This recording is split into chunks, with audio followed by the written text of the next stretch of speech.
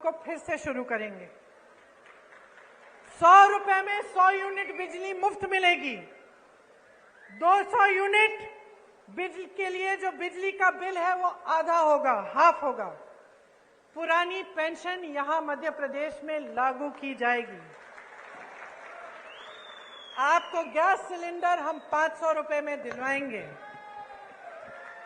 महिलाओं को 1500 रुपए प्रति माह मिलेगा, आपके खाते में जाएगा मेरी बहनों। और 5 हॉर्स पावर सिंचाई की बिजली भी किसानों को मुफ्त मिलेगी।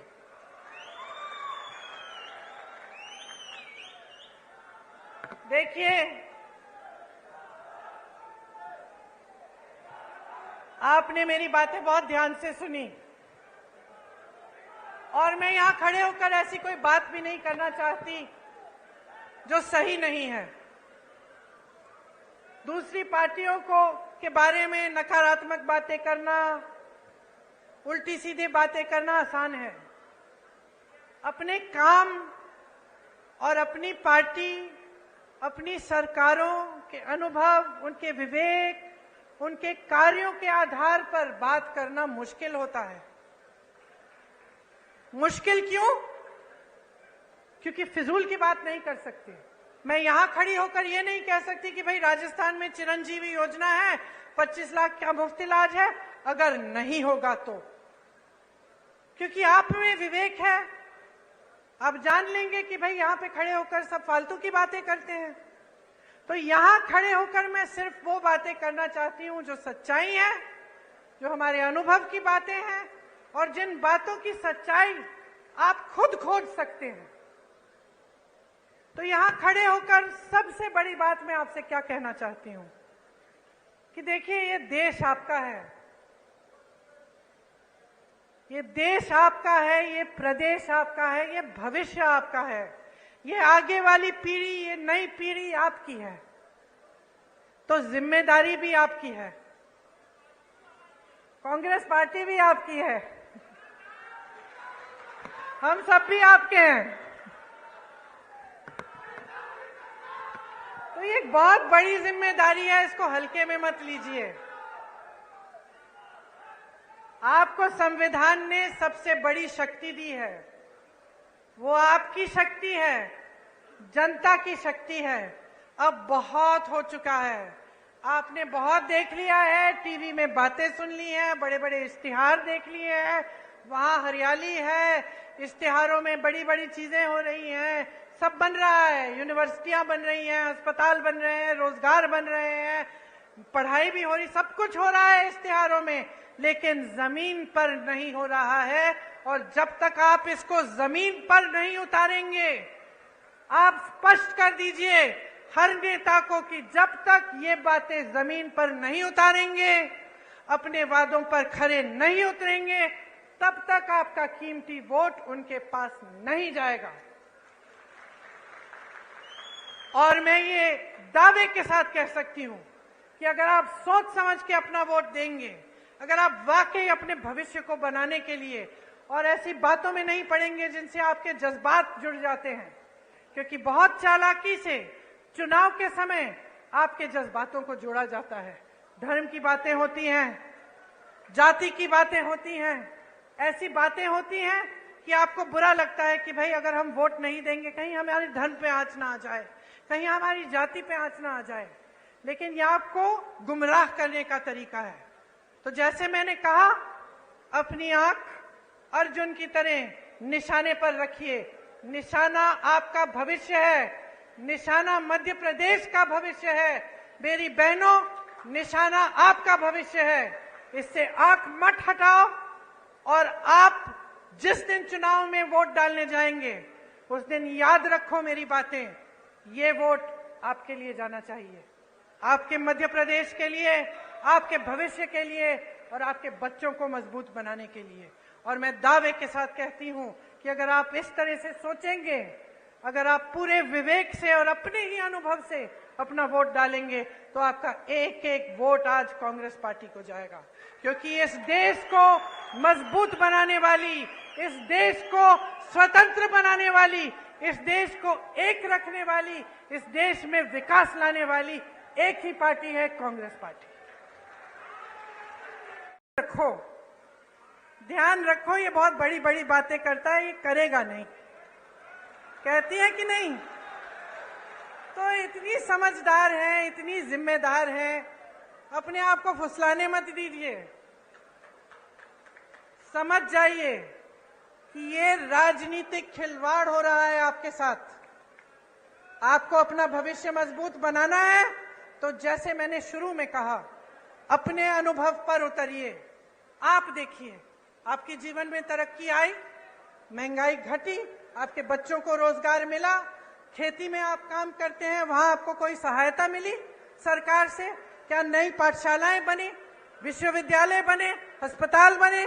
और अगर नहीं बने हैं तो बहनों और भाइयों, जाग जाओ और एक ऐसी सरकार लाओ जो ये सारे काम आपको करके दिखाए।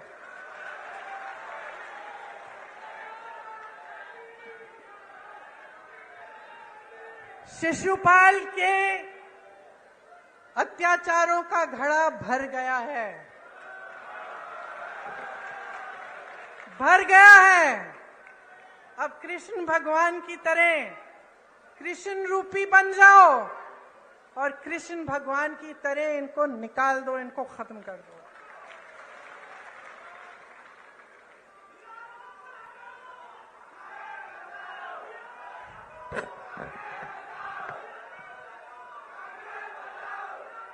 डेढ़ सालों में, पिछले चुनाव में आपने कौन सी सरकार चुनी थी? कांग्रेस। यहां बैठे हैं कमलनाथ जी। पिछली सरकार में आपने पिछली चुनाव में आपने कांग्रेस की सरकार चुनी। फिर क्या हुआ? रिश्वतखोरी हुई और जो आपका आदेश था उसका पालन नहीं किया गया। आप कांग्रेस की सरकार चाहते थे और जोड़ तोड़ करके 1.5 साल के अंदर आपको भाजपा की सरकार मिली कि नहीं मिली? और नतीजा आप सबने देखा। 1.5 साल में मैं आपको बताना चाहती हूं कि आपका ही अनुभव रहा होगा कि कांग्रेस की सरकार ने क्या क्या किया। किसानों के कर्ज माफ किए, 27 लाख किसानों के कर्ज माफ किए, सामाजिक सुरक्षा पेंशन बढ़ाकर 600 रुपए बनाया, 1 करोड़ परिवारों को 100 रुपए में 100 यूनिट बिजली दिलवाई, 1000 गौशालाएं खुलवाई। 1.5 साल की बात कर रही हूं मैं, 18 साल की बात नहीं है ये। आदिवासियों के लिए 12,000 बर्तन बैंक खोले, इससे आपको भी सुविधा मिली होगी। ओबीसी आरक्षण 14% से बढ़ाकर 27% किया। आर्थिक रूप से कमजोर सामान्य वर्ग के लिए 10% आरक्षण दिया। भोपाल और इंदौर में मेट्रो रेल की परियोजना शुरू की। ये 1.5 साल का काम था बहनों और भाइयों, 18 साल का नहीं। आज जहां जहां कांग्रेस की सरकार है, छत्तीसगढ़ को देखिए। जय जोहार। लोकनायक टंट्या मामा जी की जय। जय भीम। मेरे साथ एक बार जोर से बोलिए, हमू आखा एक छे। आदिवासी नायक भीमा नायक जी, शंकर शाह रघुनाथ शाह जी, बादल होई जी की विरासत को नमन। माही माता की कृपा से, कालका माता की कृपा से, अमका झमका माता की कृपा से आज मैं यहां आपके बीच आई हूं। यहीं पास में अमका झमका के दरबार में भगवान कृष्ण ने मां रुक्मिणी जी के साथ लीला रचाई थी। यहां मोहन खेड़ा का श्वेतांबर जैन मंदिर है, एक बहुत बड़ा तीर्थ स्थान है जहां देश भर से लोग आते हैं। ये महाराजा भोज की धरती है। शहीद महाराजा बख्तावर सिंह जी की धरती है, जिन्होंने हमारे पहले स्वतंत्रता संग्राम में अपने प्राणों का बलिदान दिया। यहीं पर आदिवासी समाज के और हमारे राष्ट्र नायक टंट्या मामा ने हमारी आजादी के लिए बलिदान दिया। यह संविधान निर्माता बाबा साहेब अम्बेडकर जी की धरती है। हमारी आजादी की लड़ाई के दौरान 1942 में भारत छोड़ो आंदोलन हुआ, जो धार जिले से में कालूराम विरुलकर जी ने आंदोलन का नेतृत्व किया। आजादी के बाद संविधान सभा में सदस्य बनकर उन्होंने भारत के संविधान को बनाने में बहुत योगदान दिया। महापुरुषों की धरती है। आज यहाँ खड़े होते हुए, उनका नाम लेते हुए, उनकी याद करते हुए मन में ये बात आती है कि हम इन्हें महापुरुष क्यों कहलाते हैं। इनमें और साधारण जनता में क्या फर्क था?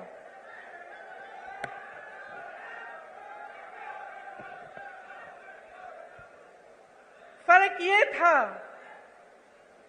कि इन्हें हम महापुरुष इसलिए कहलाते हैं क्योंकि उन्होंने आजीवन जनता के लिए संघर्ष किया। एक जनता के साथ भरोसे का रिश्ता जोड़ा और उस भरोसे को जीवन भर नहीं टूटने दिया।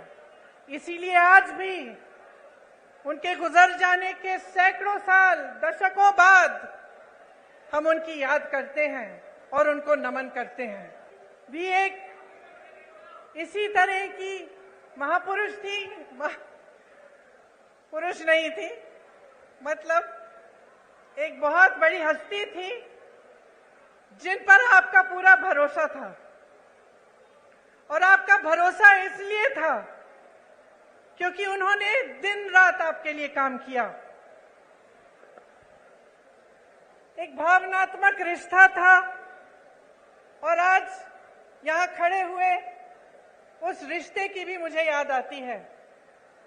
हम छोटे थे, हमें आपकी कहानियां बताती थी, आपकी संस्कृति के बारे में बताती थी, और जो रिश्ता आपके और उनके बीच था वो आदर का रिश्ता था, प्रेम का रिश्ता था, श्रद्धा का रिश्ता था।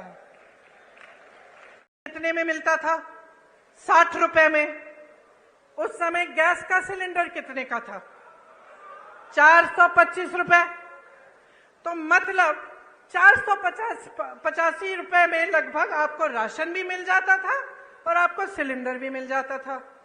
अब ये कहते हैं इन्होंने राशन मुफ्त कर लिया, जैसे बहुत बड़ा एहसान कर लिया आप पे।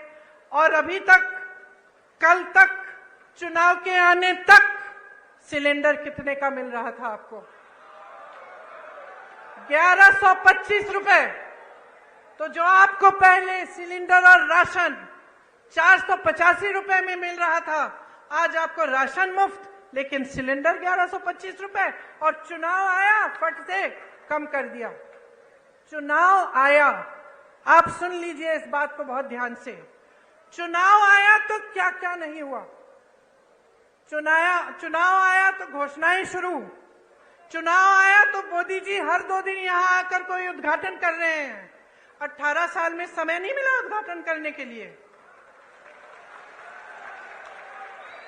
ये पुल, ये सड़कें, ये सब विकास की बातें ये पहले नहीं हो सकती थी?